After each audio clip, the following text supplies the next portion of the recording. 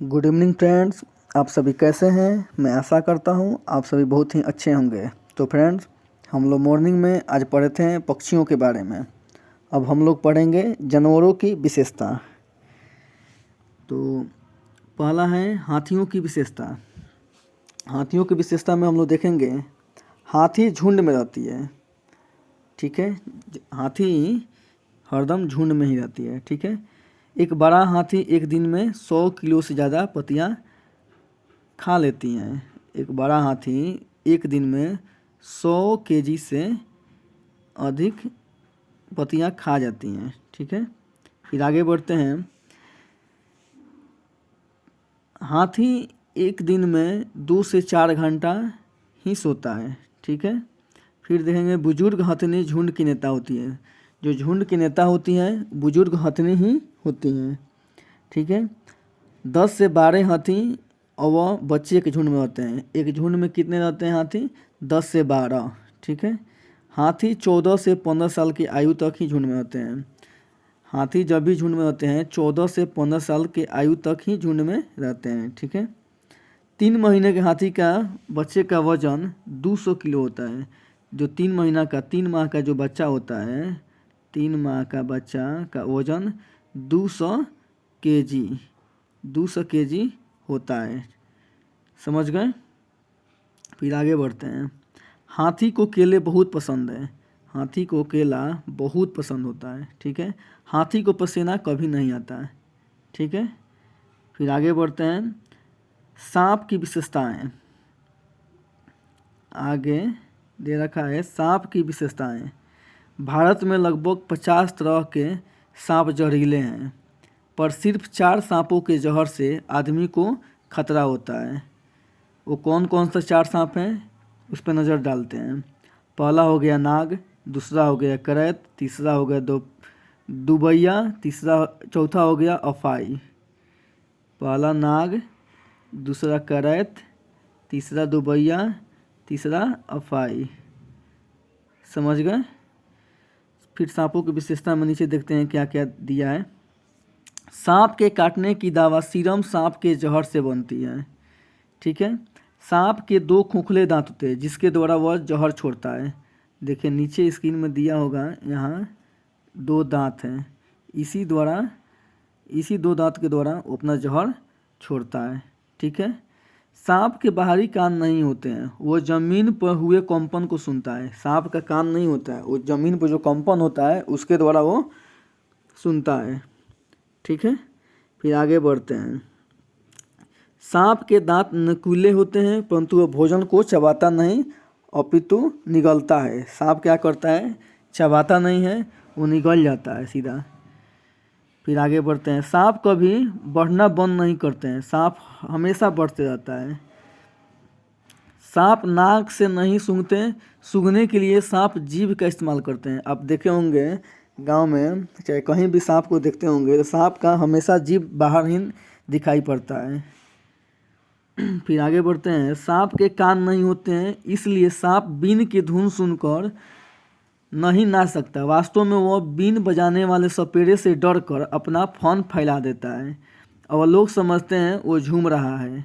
सांप कभी भी धुन की आवाज़ से मतलब कि नहीं वो अपना नाचता नहीं है, वो सुनकर अपना फन फैला देता है और लोग समझते हैं कि वो सांप धुन की आवाज़ से नाच रहा है। नहीं, ऐसा कुछ नहीं है। सांप दूध नहीं पीते। कुछ सपेरे सांप को ज़बरदस्ती दूध पिलाते हैं पर इससे सांप मर भी सकता है। आप देख रहे हैं यहाँ स्क्रीन पे कि ये सपेरा अपना बीन बजा रहा है। यहाँ सांप को लोग दूध पिलाने की कोशिश कर रहे हैं, लेकिन कभी भी सांप को दूध वो नहीं पीता है, लोग ज़बरदस्ती उसे पिलाते हैं। समझ गए सांप के बारे में? फिर आगे बढ़ते हैं। गिलहरी की विशेषताएं। गिलहरी के बारे में देखते हैं। गिलहरी के दांत हमेशा बढ़ते रहते हैं लेकिन घिसने तथा कुतरने से छोटे हो जाते हैं। गिलहरी अगर अपना काटना बंद कर दें तो उसका दांत इतना बढ़ जाएगा कि फिर जीवित नहीं रह सकता है। इसलिए वो हमेशा कुछ ना कुछ कुतरते रहता है, जिससे कि दांत घिसते रहे। दांत मतलब उसका उतना ना बढ़े जितना कि उसे दिक्कत के सामना करना पड़े, इसलिए वो हमेशा कुतरते रहता है। यहाँ अब देख पा रहे हो गिलहरी यहाँ पे स्क्रीन पे। फिर आगे बढ़ते हैं स्लॉथ के बारे में। स्लॉथ भालू जैसा जानवर है। ये दिन के करीब 17 घंटे पेड़ों से उल्टे सिर लटक कर मस्ती में सोता है। ये जो सोता है उल्टे सिर करके लटक कर सोता है पेड़ पे। यह लगभग 40 वर्ष के अपने पूरे जीवन में यह मुश्किल से 8 पेड़ों पे घूमने की तकलीफ उठाते हैं। यह सप्ताह में एक बार ही शौच करने के लिए पेड़ से उतरते हैं। इसका जो आयु है 40 वर्ष है, ठीक है, 40 वर्ष है। ये पूरे जीवन काल में केवल 8 पेड़ पे ही अपना जीवन व्यतीत करता है, ठीक है। यह सप्ताह में एक बार ही शौच करने के लिए पेड़ से नीचे उतरते हैं। यहाँ तक समझ गए? आप यहाँ देख रहे होंगे यही स्लॉथ है, भालू जैसा दिखता है। समझ गए? फिर आगे बढ़ते हैं।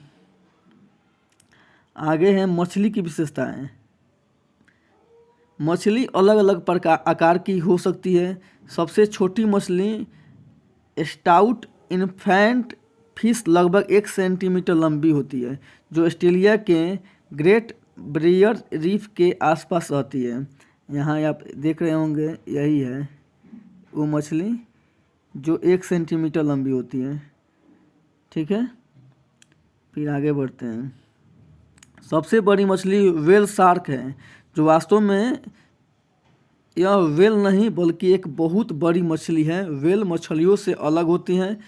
व्हेल हमारी ही तरह नाक से सांस लेती हैं, लेकिन मछलियों की नाक नहीं होती है और वे पानी लेती है, हवा नहीं। व्हेल बच्चों की जन्म देती है, लेकिन मछली अंडे देती है। व्हेल शार्क बड़ी और खतरनाक दिखाई देती है, पर किसी को नुकसान नहीं पहुंचाती है। एक व्हेल शार्क 18 मीटर लंबी है। उसका वजन लगभग 16,000 किलोग्राम है। समझ गए? इसका वजन कितना किलोग्राम है? 16,000 किलोग्राम। 16,000 किलोग्राम। समझ गए? व्हेल का वजन 16,000 किलोग्राम होता है, जो 18 मीटर लंबी होती है। 18 मीटर लंबी होती है, ठीक है। फिर आगे बढ़ेंगे। ऑस्ट्रेलिया में खरगोश। 1780 में ऑस्ट्रेलिया में खरगोश लाए गए। उस समय वहाँ पर ऐसा कोई जानवर नहीं था जो खरगोश को खाता हो, इसलिए वहाँ पर खरगोश जल्दी जल्दी बढ़ने लगे, ठीक है। फिर आगे बढ़ेंगे, बाघ की विशेषताएं पढ़ेंगे। बाघ अपने शिकार का सही पता हवा द्वारा मूँछों के कंपन से नाप लेता है। हवा द्वारा और मूँछों जो उसका मूँछ होता है उसके कंपन से नाप लेता है बाघ। इससे अंधेरे में रास्ता ढूंढने में उन्हें मदद मिलती है। बाघ में अंधेरे में जो रास्ता ढूंढने होता है तो उनमें मदद मिलती है उसके द्वारा। बाघ मूत्र की गंध से दूसरे बाघ को पहचान लेते हैं, ठीक है। बाघ का जो गर्जना होता है 3 किलोमीटर दूर तक सुनाई देता है। जब बाघ गरजता है तो 3 किलोमीटर तक सुनाई देता है, ठीक है। फिर आगे देखते हैं। बाघ हवा से पत्तों के हिलने और शिकार के झाड़ियों में हिलने से हुई आवाज़ में अंतर को भांप लेता है। दोनों में इतना मतलब कि बाघ का ये है कि बाघ हवा से पत्तों के हिलने और शिकार के झाड़ियों में हिलने से आवाज़ में अंतर भांप लेता है, ठीक है। बाघ दोनों कान बाहर की आवाज़ इकट्ठा करने के लिए अलग अलग दिशाओं में बहुत ज़्यादा घूम भी जाते हैं, ठीक है। बाघ के बारे में समझ गए। फिर देखते हैं रेशम कीट की विशेषताएं। रेशम कीट अपनी मादा को कई किलोमीटर दूर से पहचान लेता है। रेशम कीट है जो 3 किलोमीटर के दूर तक रेशम कीट अपने गंध द्वारा पहचान लेता है। गंध के द्वारा पहचान जाता है रेशम कीट जो है। समझ गए? अब आगे बढ़ते हैं। महत्वपूर्ण बिंदु है जो इसके बारे में हम लोग देख लेते हैं। पक्षियों में पंख उड़ने सर्दी गर्मी से बचने हेतु रूपांतरित होते हैं, ठीक है। पक्षियों में मूत्राशय नहीं होता है, यह प्रवास पर जाते हैं, यह समतापी प्राणी होते हैं। ठीक है। पक्षियों के हृदय में 4 कोष्ठ होते हैं। ठीक है। पक्षियों का जो हृदय होता है उसमें 4 कोष्ठ होते हैं। ठीक है। गौरैया, पख्ता, शकरखोरा जोड़े में रहते हैं, ये अपना घोंसला स्वयं बनाते हैं। गौरैया जो है, पख्ता है, शकरखोरा है, जो जोड़ों में होते हैं, ये अपना घोंसला स्वयं तैयार करते हैं। ठीक है। एमी, कीवी, पेंगुइन, रिया एवं शुतुरमुर्ग न उड़ने वाले पक्षी हैं, जो उड़ते नहीं हैं, वो जमीन पर रहते हैं। ये कौन कौन से पक्षी हैं? एमू, कीवी, पेंगुइन, रिया एवं शुतुरमुर्ग, जो ज़मीन पर रहने वाले पक्षी हैं। ठीक है। पक्षी केवल अंडे देने के लिए घोंसला बनाते हैं अप्रैल महीने में। घोंसला कब बनाते हैं? अप्रैल महीना में बनाते हैं पक्षी अपने अंडे देने के लिए। ठीक है। गिद्ध मरे हुए जानवरों को खाकर पर्यावरण को स्वच्छ रखते हैं। गिद्ध जो है मरे हुए जानवरों को खाकर पर्यावरण में स्वच्छ रखते हैं। समझ गए? फिर आगे बढ़ते हैं। चूहे में देखने की क्षमता कम परंतु सूंघने, छूने तथा स्वाद वाली क्षमताएं बहुत ही तीव्र होती है। चूहे को आप देखे होंगे अपने घर में, चूहे के देखने की क्षमता कम होती है, लेकिन जहाँ अगर सामान रखे होंगे तो तुरंत सूंघने का मतलब कि और स्वाद लेने में वो आगे रहती है। फिर आगे बढ़ते हैं। गांधी जी की 150 वर्षगांठ के लिए स्वच्छ भारत अभियान की शुरुआत की गई। यह हमें एहसास दिलाता है कि स्वच्छ हमारी जिम्मेदारी है ही नहीं बल्कि फ़र्ज भी है। इसलिए स्वच्छ हमारा जिम्मेदारी है, हम अपने जिम्मेवारी के अनुसार स्वच्छ रहना चाहिए और हमारा फ़र्ज भी है कि स्वच्छ रखना हमारे हित में है। आगे बढ़ते हैं। वर्ली जनजाति वर्ली आर्ट कला के लिए सुप्रसिद्ध है, जो महाराष्ट्र की शैली है, जो कि गाय के गोबर और मिट्टी से बनती है। वर्ली जनजाति है, ये कहाँ की है? महाराष्ट्र की है, जो सुप्रसिद्ध है, गाय की गोबर और मिट्टी से बनाई जाती है वर्ली जनजाति। समझ गए? फिर आगे बढ़ते हैं। बगुला भैंस पर बैठकर उसके कीटों को खाता है। बगुला भैंस पर बैठकर उसके कीटों को खाता है, क्योंकि बगुले और भैंस की सहजीवी संबंध है। जब हमने सुबह में देखा था कि इसके बारे में भी चर्चा किया था कि बगुला को कीट खाकर उसको फ़ायदा होता है और भैंस को क्या होता है कि उसका कीट जो उस पर रहता है वो कीट खा लेता है, तो उसको उससे छुटकारा पा लेता है कीटों द्वारा। समझ गए? बगुला भैंस के। फिर आगे बढ़ते हैं। उत्तराखंड में पहाड़ों के बीच में एक ऐसी जगह है जहाँ फूल ही फूल होते हैं, यह फूलों की घाटी कहलाता है। फूलों की घाटी किसे कहा जाता है? उत्तराखंड को कहा जाता है। फूलों की घाटी किसे कहा जाता है? ये क्वेश्चन आता है कि फूलों की घाटी किसे कहा जाता है? उत्तराखंड। समझ गए? गुलाब जल और ग्लिसरीन बराबर मात्रा में मिलाकर शीशी में भर लो, इसमें कुछ बूंदे नींबू की डालो, इसके इस्तेमाल से सर्दी में त्वचा नहीं फटती है। एक एक पॉइंट बहुत महत्वपूर्ण बिंदु है, जो आप लोग ध्यान से देखिएगा और इसको नोट्स अपने कॉपी में तैयार कीजिएगा। ठीक है? एक एक पॉइंट बहुत महत्वपूर्ण बिंदु है, क्योंकि ऑनलाइन एग्जाम में कहाँ से क्या पूछ देगा कोई ठीक नहीं है। फिर आगे बढ़ते हैं। पक्षियों की हड्डी खोखली होती है, उनमें हवा भरी हुई होती है। जो उसका हड्डी होती है खोखले होती है, उनमें हवा भरी होती है। ठीक है? फिर आगे बढ़ेंगे। पक्षी एक ही समय में 2 आँखों से 2 अलग अलग चीज़ों पर नज़र डाल देते हैं।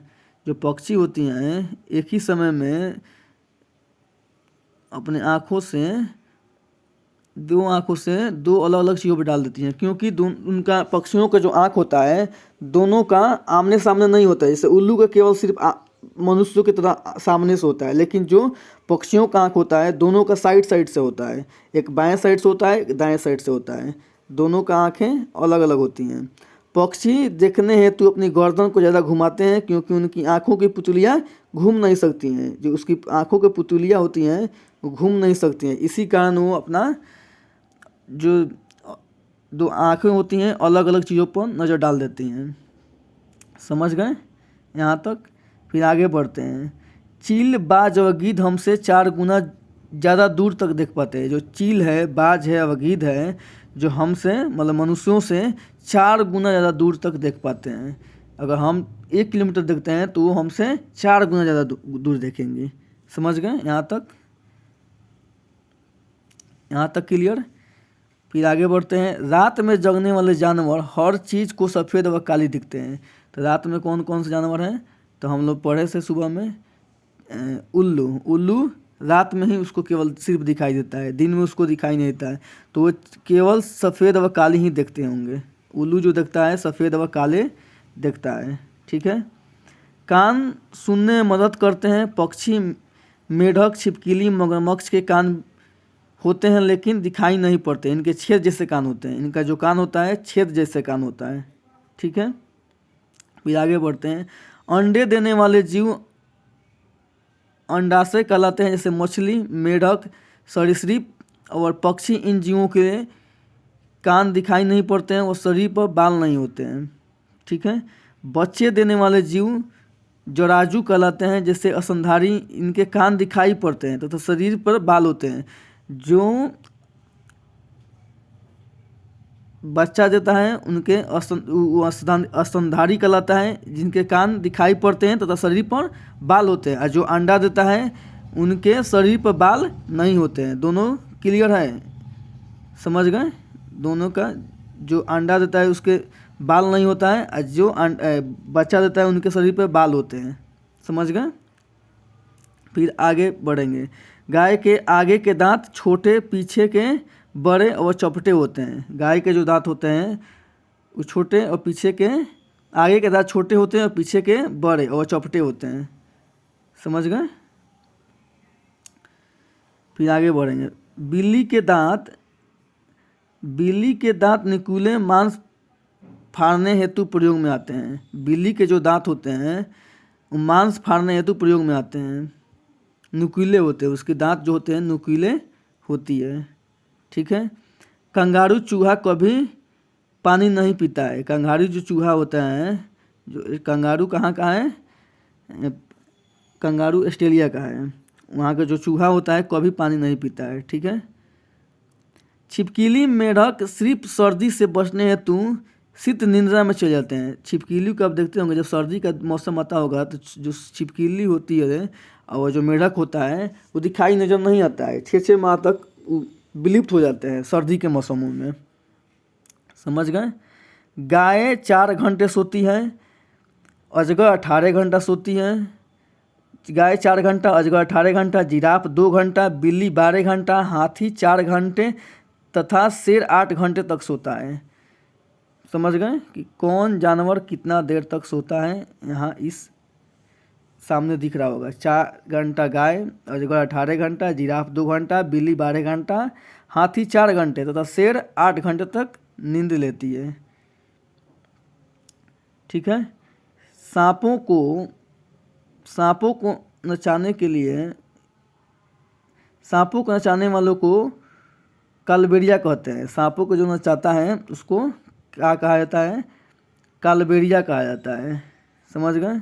कालबेलिया लोग सांप के डंक के निशान से जान जाते थे कि सांप ने काटा है या नहीं काटा है। कालबेलिया लोग जो होते हैं सांप के डंक के निशान से जान जाते थे कि किस सांप ने काटा है। कालबेलिया लोग जो होते हैं सांप के डंक के निशान से जान जाते थे कि किस सांप ने काटा है उसे। ठीक है। कालबेलिया लोग बेटी की शादी में सांप को तोहफे के रूप में देते हैं। जो कालबेलिया लोग बेटी की शादी अपने करते हैं तो सांप के तोहफे के रूप में देते हैं। ठीक है। फिर आगे बढ़ेंगे। सन 2004 दिसंबर में आए सुनामी से कुछ समय पहले जानवरों के अजीब व्यवहार और उनके द्वारा दी गई चेतावनी भरी आवाज़ों को अंडमान की एक खास आदिवासी जाति समझ गई। उन्होंने वह इलाका खाली कर दिया। इस प्रकार इस जाति के लोग सुनामी के कहर से अपनी जान बचा पाए। 2004 में एक सुनामी आया था तो वहाँ के लोग जानवरों के अजीब व्यवहार से मतलब कि समझ गए कि यहाँ पे सुनामी आने वाली है अंडमान के। आप देखते होंगे कि अगर जब भूकंप आने वाली होती है तो कुत्ता वगैरह पहले ही अलर्ट हो जाता है कि हाँ, थोड़ा उन लोगों को पहले ही प्रतीत हो जाता है कि ऐसा चीज़ यहाँ होने वाला है। तो 2004 की कहानी है अंडमान निकोबार की। तो फ्रेंड्स, हम लोग आज का वीडियो यहीं तक रखते हैं। फिर अगले वीडियो में फिर ईवीएस का ही पार्ट 3 लाएंगे और हम लोग देखेंगे और समझेंगे उसके बारे में। धीरे धीरे करके हम लोग ईवीएस की सारी संपूर्ण थ्योरी 10 या 15 वीडियो में कर लेंगे। ठीक है, फिर मिलते हैं अगले वीडियो में एक अच्छे टॉपिक के साथ। धन्यवाद।